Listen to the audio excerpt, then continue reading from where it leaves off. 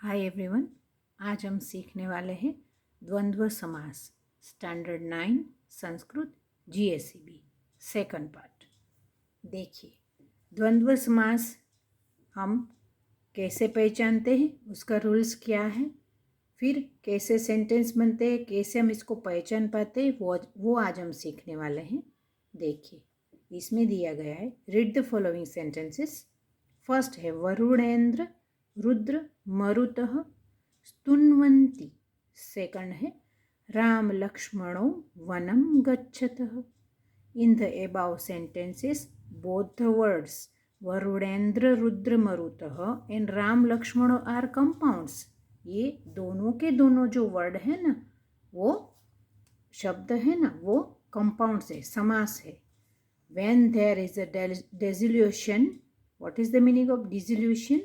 तो वो होगा विग्रह। जब हम समास का विग्रह करते हैं ना, तो इट बिकम्स इन सक्सेशन। तो उसको क्रम में ऐसे रख सकते हैं, वरुणेन्द्र वरुणः च इंद्रः च रुद्रः च मरुतः च इज इक्वल टू वरुणेन्द्र रुद्र मरुतः एंड रामः च लक्ष्मणः च Ram लक्ष्मणो। In the dissolution of compounded words where cha is used, the compounded is called द्वंद्व समासा। तो इसका अर्थ क्या होता है, ऊपर जो वाक्य दिए गए हैं ना, उसमें दोनों में समास है। जब हम उसका विग्रह करते हैं ना, उसको अलग करते हैं ना, तो उसको क्रम के अनुसार ऐसे लिखा जाता है जो आपको यहाँ पे दिया गया है, इस क्रम में और इस क्रम में, है ना। और जब समास का विग्रह करने पर च ऐसा पद यूज किया गया हो, तब वह द्वंद्व समास कहलाता है। इसमें जो च वर्ड बीच में लगता है ना, वो जब भी लगता है तो उसे द्वंद्व समास कहते हैं। देखिए, यहाँ हमको दिया गया है क्या because of the difference that take place after the formation of the compound, यहाँ पे हमें दिया गया है। देखिए, द्वंद्व समास इज ऑफ टू काइंड्स। द्वंद्व समास है ना, वो दो प्रकार के हैं। कौन से? इतरेतर द्वंद्व और दूसरा है समाहार द्वंद्व। इन कंपाउंड्स वेयर ड्यूल और plural is used, it is called इतरेतर द्वंद्व। जब भी द्विवचन और बहुवचन को यूज किया गया होगा ना, तो वो बनेगा इतरेतर द्वंद्व। And where singular is used, it is called समाहारा द्वंद्व समासा। ठीक है, जिसमें एक वचन सिंगुलर दिया गया होगा शब्द में, तो वो बनेगा समाहारा द्वंद्व समास। और जिसमें बहुवचन या द्विवचन दिया गया होगा ना, तो वो बनेगा कौन सा? इतरेतर द्वंद्व समास। ठीक है, देखिए, यहाँ दो प्रकार के समास हम सीखने वाले हैं। तो सबसे पहले हम लेते हैं कौन सा? इतरेतर द्वंद्व को हम लेते हैं। ठीक है, देखिए, इतरेतर द्वंद्व में क्या होता है, इसमें जो शब्द दिया गया होता है ना, वो और लगा के जुड़ता है। उसमें क्या होता है?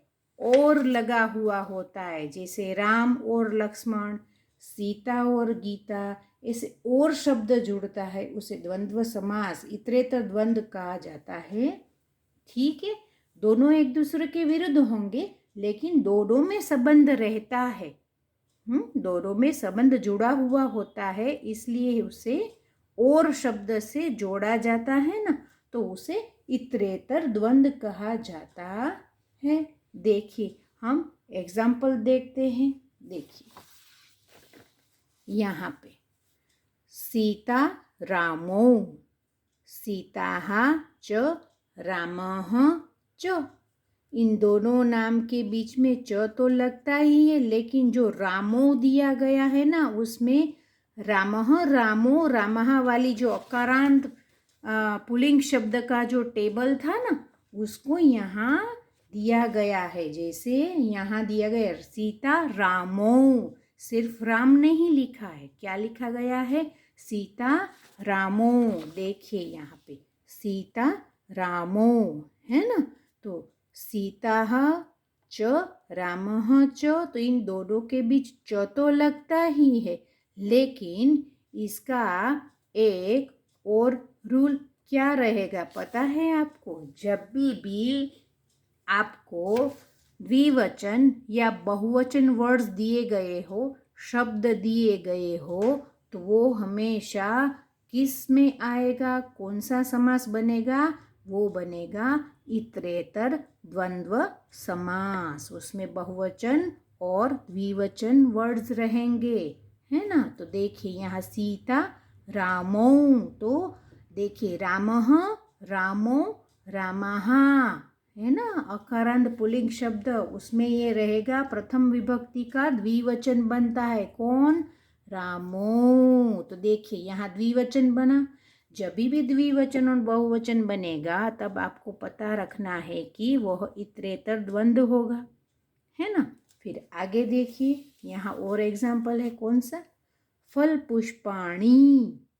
देखिए फलानी च पुष्पाणि च, च तो लगेगा ही इसमें जब उसका विग्रह करेंगे, लेकिन यहाँ हमें पुष्पाणि, फलम फले फलानी। तो देखिए ये प्रथम पुरुष है और ये बहुवचन है ना। तो देखिए इसमें लगेगा ये पुष्पाणि, इसमें लगा जैसे फलानी है ना, वैसे यहाँ लिखा गया है पुष्पाणि, है ना।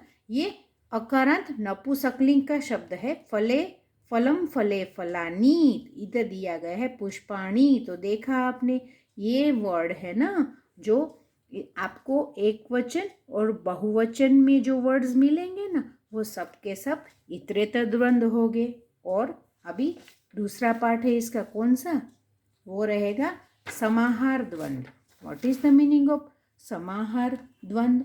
देखिए समाहार द्वंद्व समास में सब पदों को मिला के एक समूह अर्थ निकलता है, सामूहिक अर्थ निकलता है ना।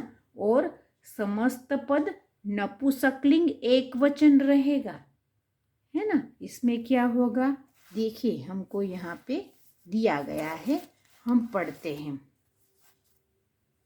इन द वर्ड्स वरुणेन्द्र रुद्र मरुतः and Ram Lakshmana, above gradually plural and dual are used, hence both of them are iterator dvandva samas, while the panipadam and veena mrudangam singular is used and hence they are samahara dvandva samasa. Also remember that समाहारा द्वंद्व समासा is always in neuter gender. समाहारा द्वंद्व समास है ना, वो हमेशा न्यूटर जेंडर में ही लगता है।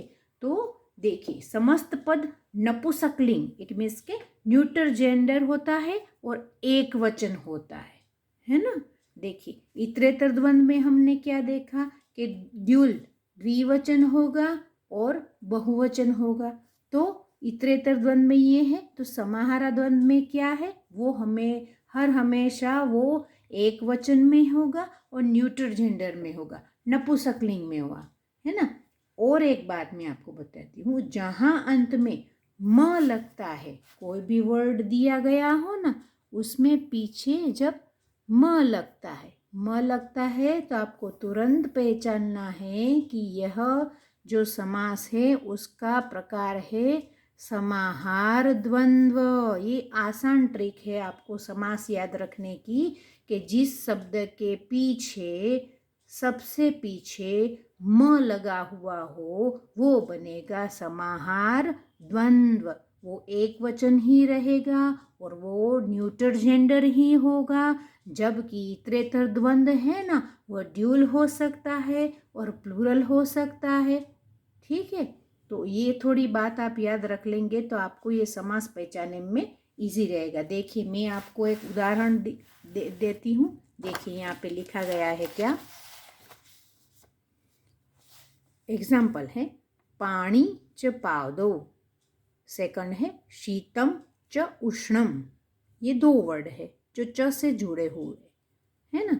तो देखिए इसका पाणी च पावदो का यहाँ क्या हो गया है, पाणी पादम, और शीतम च उष्णम का शीतोष्णम। तो आपको ये एग्जाम में ऐसे ही वर्ड दिए जाएंगे जैसे पाणी पादम शीतोष्णम, तो आपको तुरंत पहचान लेना है कि पीछे जो म लगेगा ना वो कौन सा होगा, समाहारा द्वंद्व होता है। ठीक है, तो देखिए ये बहुत ही आसान है द्वंद्व समास। आशा है आपको अच्छे से समझ आया होगा। ठीक है बच्चों, इसको थोड़ा लर्न करें, इसके जो रूल्स है वो पढ़ ले, फिर मिलेंगे अगले वीडियो में। तब तक बाय बच्चों।